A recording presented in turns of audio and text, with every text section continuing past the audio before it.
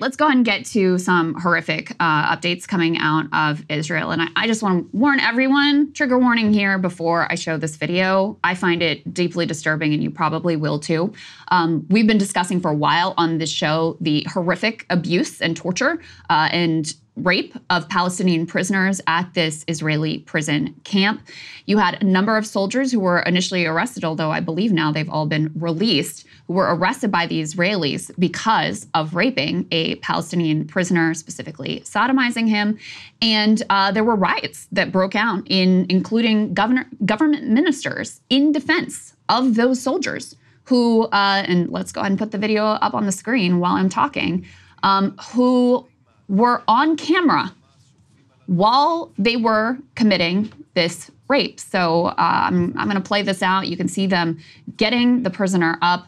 They're going to walk him over. They're going to shield themselves because apparently they know that they're being recorded. I believe this is like being live streamed into IDF headquarters. And so they shield what's going on with literal shields. But, you know, this is where the horrific sexual assault occurs.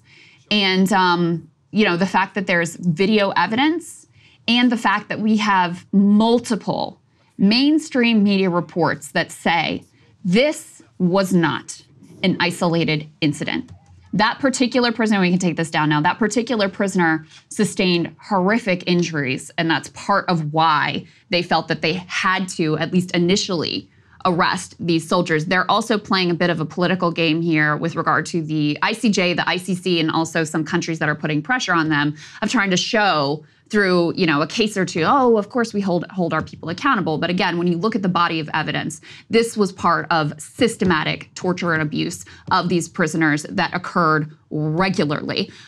So to show you the way that this is all being received within the state of Israel, I mean, this is, I don't even know what to say about this.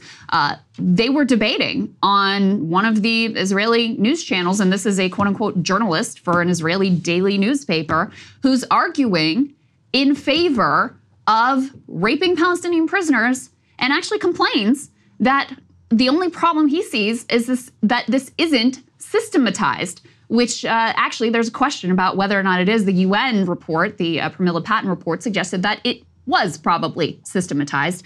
Put this up on the screen. I'm going to do my best to read the subtitles. He says, I don't give a rat's ass what they did to that Hamas man. I always remember, first of all, the only thing that is a problem for me here is that it's not a regulated policy of the state to abuse the detainees.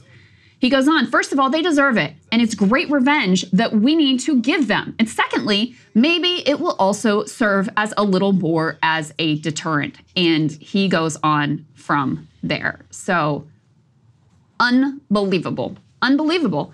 And, you know, I have been certainly a critic of our country. I'm very much a critic of our country in terms of our, you know, support of what is happening here and our inability to criticize even these sort of horrific abuses. But I have never seen anything approaching this sort of argument being made in public in the US on any sort of cable news channel, et cetera. Yeah, I mean, I was thinking about that interview we did with that liberal Zionist. I mean, they're out of control. Like their society and their civil society is being pushed to the literal brink where what the hell are they gonna look like after this, like a couple of years from now? When you open the Overton window to this type of activity and then the, you know, basically the breakdown of literal rule of law and of basic military justice. That irony too is like, you know, you can hate the IDF all you want.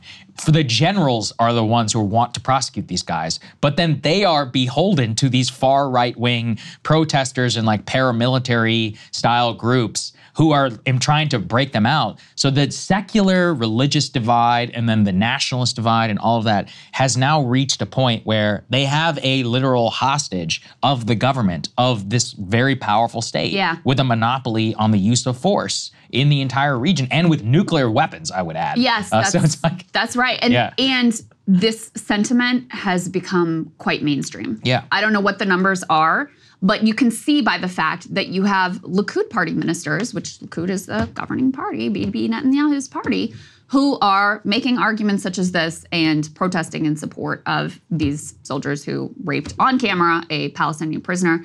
Also really worth remembering, which we've also learned from the reporting on the ground, that yes, I'm sure some of the prisoners who are being held are in fact Hamas or Palestinian Islamic Jihad militants.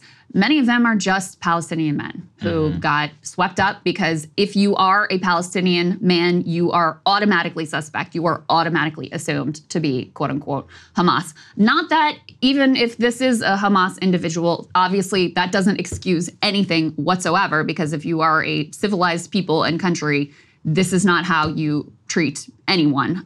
So horrifying there. Our own Ryan Grimm did a fantastic job, of course, pressing State Department spokesperson / Ghoul, Matthew Miller, on, hey, they're running this open torture camp. It's very clear. We have multiple documented instances, and now we have this rape on camera. What do you think, U.S. government? How do you feel about this? And of course, you get nothing but denial, dodging, obfuscation as usual. Let's take a listen. Finally, on this rape and torture center that seems to be pretty clear, all sides seem to agree that horrible things are taking place here. How is it still open? Does the U.S. believe that it needs to be closed at this point and just... So we believe that all of the allegations need to be fully investigated, and anyone responsible needs to be held accountable. I think that's the appropriate first step before moving to anything else. We have seen the video, and reports of sexual abuse of detainees are horrific. They ought to be investigated fully by the government of Israel, by the IDF. Ought to be investigated fully by Israel, Saagar. I'm sure they're going to be. I mean, and that, look, especially considering that we were all basically gaslit about fake rape claims on October 7th, and it was held up by our president, by their government, and by our media, and this one is on camera.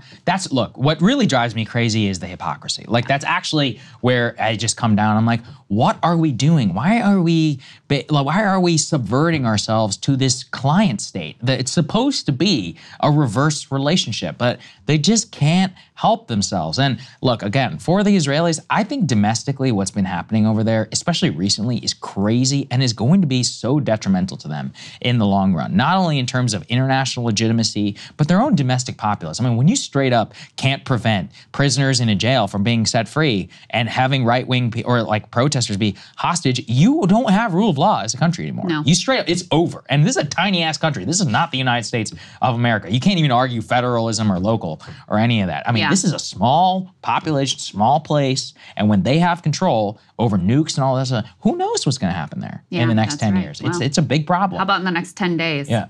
Because, we're really on the brink here. And, I think we're all surprised that we haven't seen the Iranian response yet, the Hezbollah response yet. But that doesn't mean that it's not coming. In fact, in some ways, the length of time that has gone by between the provocation and the expected attack is deeply worrying. So, you have a society that's completely unhinged. And I don't throw the Nazi word around freely, but there is no other way to describe the rhetoric and the ideology that was being expressed on that television program. And the fact that that has become a mainstream enough view that the military is afraid to act to, adjudicate or hold accountable even the most egregious and obviously well-founded abuses is a terrifying state of affairs from our great friends, the Israeli government. It's totally crazy. Hey, if you like that video, hit the like button or leave a comment below. It really helps get the show to more people. And if you'd like to get the full show ad-free and in your inbox every morning, you can sign up at breakingpoints.com. That's right. Get the full show, help support the future of independent media at breakingpoints.com.